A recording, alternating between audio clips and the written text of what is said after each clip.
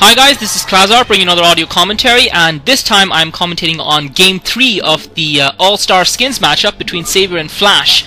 And wow, Savior is certainly impressing us once again. I think in the last game, again, I think Savior still hasn't been tested though. In my honest opinion, Savior still hasn't been properly tested because, yes, his micro was excellent in the last game with the control of his Zerglings, but I think the problem with that was that it was still relatively early on in the game, and obviously less multitasking is required. All he had to do was micro his Zerglings while also producing his economy. And to be honest, even I, as a complete and utter noob, can manage a decent amount of rush micro while doing my economy. Obviously not anywhere near the level of the Korean pros, but the microing and the macroing does get progressively harder the longer the game progresses, and that is where an out-of-form player really shows when they're out of form, because they struggle to maintain everything. And we saw a little bit of that on Blue Storm, where Savior's Lurker micro wasn't perfect and his Scourge micro was far from impressive.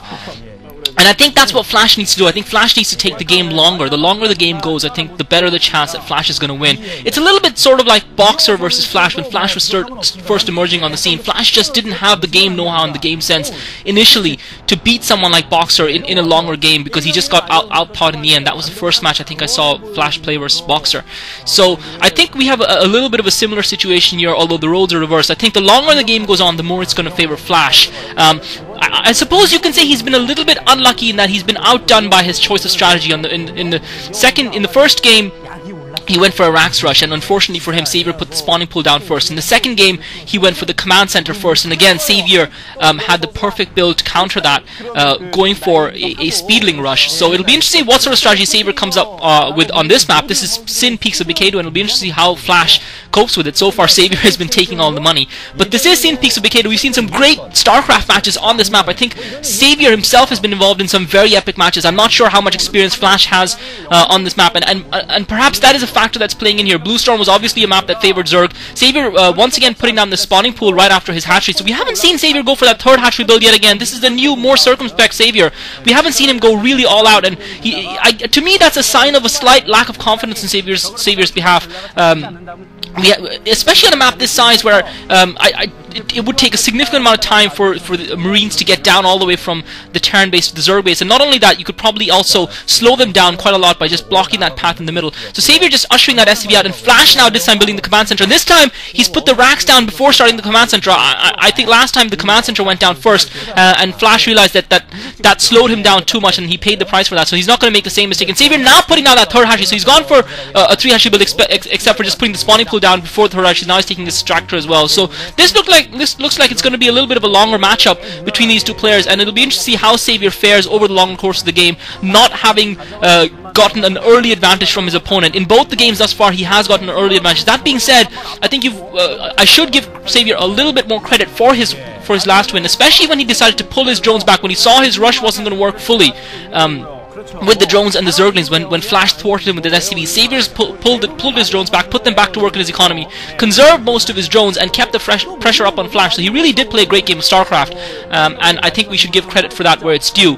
It'll be interesting how this game turns out, though. Flash has now almost got his command center up. Savior's only now sending his Zerglings up. He hasn't got a scout in, he doesn't know what Flash is, but Flash now is well positioned to defend that. So Flash has put himself in a decent position on this map. This map slightly favoring Zerg in the statistics, 46% Terran versus Zerg, not really that much in it, and Savior once again with the Zerglings not able to get up, not able to get the scout in, but I think he knows all he needs to know just from seeing that command center and the fact that that command center is up here. Again, I have to question Flash's level of commitment to this matchup, and probably the amount of practice he's put in.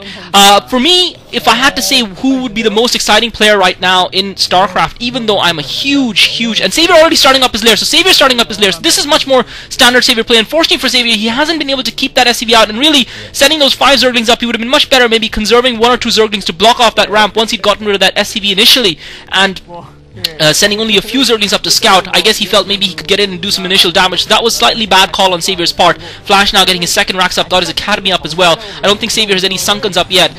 Savior finally managed to take that SCV up, but that's critical by Savior, because Flash now knows exactly what Savior's doing. He knows that Savior's gone for the lair straight away. He knows that he doesn't have to worry about any sort of lurkers or anything like that, or any other kind of insane strategy that Savior might decide to employ.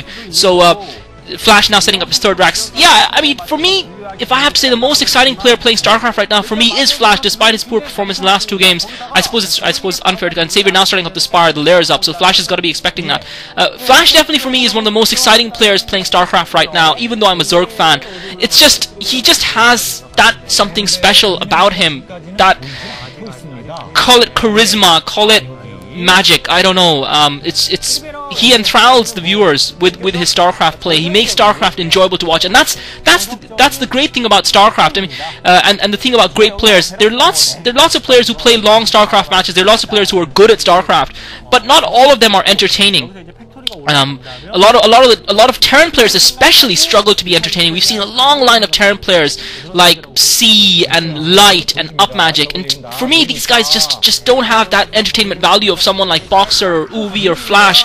And I don't know what it is about these guys. There's just something there, something unique that they bring to the table that no one else can, that makes the game so much fun and so special. Savior now has got 3 creep colonies up. His Spire is almost complete. I'm not sure if I spotted an engineering bay for Flash. He's pushing it forward now with his Medic Marine, so he's going to force Savior to convert those creeps into Sunkens, and he at the very least he'll have some pressure down. Savior now putting up the hatchery at the 5 o'clock position, so he's taking his second gas, and this is reminiscent of Savior's old builds, the 3 hatchery, getting the 4th hatchery up sooner, using the Mutalisk to control the space, and that's what we expect him to do. Savior's Mutalisk, the only function then is going to keep that Medic and Marine group away, but Flash is going to scout this expansion, and he's going to head straight in for it. He's also getting those turrets up in his base. The question is whether he's got enough forces on the ground to defend his base, along with push out. He does have a decent number of Medic Marine groups in the center. Savior's now got those Mutalisks out. He doesn't have a Lurker, unfortunately for him, to protect that 4th expansion. And that's obviously a trade-off that Zerg players have to make, whether or not they want to go for the Mutalisk and try and control the map with the Mutalisk. I think this map is probably more you're more liable to be able to do it on this map because of all the ridges and climbs and chokes that are there. It's probably a little bit easier. Savior, Flash now sending out a large group of Medic Marines complemented by Firebat, so he's intent on taking down that 3rd expansion. And often in Terran versus Zerg games, the game does hinge on that 3rd expansion, and now Flash is actually setting up a turret, so he's going to lure those Mutalisks away. He's sending he kept the Mutalisks busy. There was clever from Flash. He kept the Mutalisks busy in the middle of the map while he sent a second group of units down towards Savior. Unfortunately, that second group isn't complemented by any medics, so this is a little bit careless by Flash. The Marines and Firebats arrive first. The medics arrive too late, and once again, Savior brilliantly bringing the Zergling, just stopping those Marines from getting up that ramp. That was great. He sacrificed the Zerglings there. He lost the 3 or 4 Zerglings, but crucially, he blocked the Marines on the ramp with those Zerglings, so the Marines couldn't get up, and then the Mutalisks were in play, and Flash was forced to pull them back. So Flash now waiting for reinforcements, which is going to give Savior the time he needs to get that creep colony up.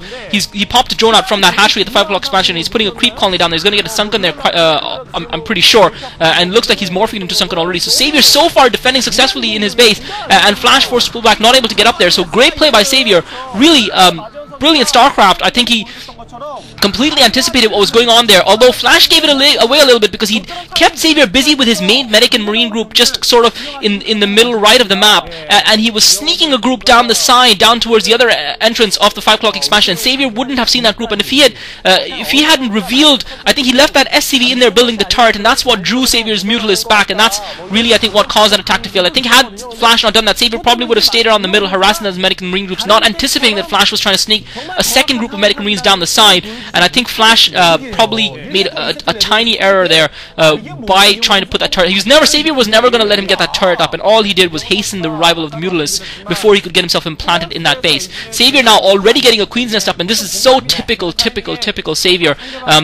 He hasn't done significant damage to Flash's economy, but he has got that expansion up and running, which is going to give him the 3rd gas. Flash setting up the control tower, realizing that he needs to get those science vessels out ASAP. But I would say Savior's probably feeling fairly comfortable in this game, and really this is the Savior of old. Now he's hammering away at the turrets at Flash's natural expo. He's managed to pick one of them off, and again, if he can pick these turrets off, it's going to be very difficult for Flash. I'm surprised Flash hasn't brought any Medic and Marines out to support those turrets, to try and do some damage, or even repair those turrets. I'm not sure what Flash is doing. He's very careless by Flash. He's lost 4 turrets, and he's decided to concede the mineral line and the gas, and this is horrible for Flash, because now he's only mining 1 gas. I'm not sure why he did that. I guess he's decided that he would rather commit his forces to try and take down that expansion at the 5 o'clock position, but I think it's an error, because Savior's Mutalisks obviously have more mobility and speed than those Medic and Marines, and they can get back and defend, and he's really allowed Savior to slow down his production. He's now committing himself fully to this attack. Savior once again picking off the medics from the rear. Savior in a rear guard action, coming in from behind Flash's units and taking out a couple of medics, depleting his forces severely.